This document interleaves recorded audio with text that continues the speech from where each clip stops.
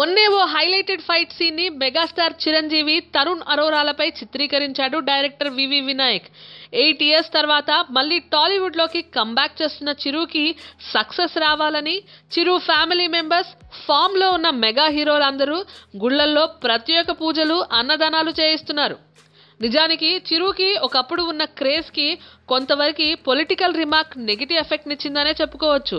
ప్రజారాజ్యం పార్టీని స్థాపించి chief minister గా గెలవాలనుకున్న చిరుకి భయంకరమైన దెబ్బ అప్పట్లో తగిలింది. సొంత జిల్లాలోనే గెలవలేకపోయాడు మెగాస్టార్.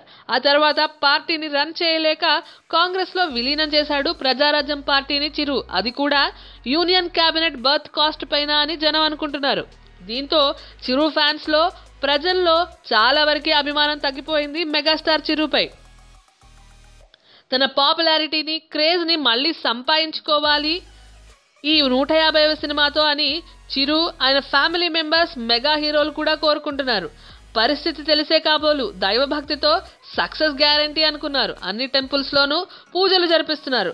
ఫాస్ట్ ట్రాక్ లో షూటింగ్ కంప్లీట్ చేస్తున్న ఈ సినిమాను 2017లో సంక్రాంతికి రిలీజ్ చేయాలని ప్లాన్ చేస్తున్నారు. చిరు బర్త్డే స్పెషల్ గా August 22న ఫస్ట్ లుక్ ని రివీల్ చేస్తారని ఫిల్మ్ మేకర్స్ కన్ఫర్మ్ చేశారు.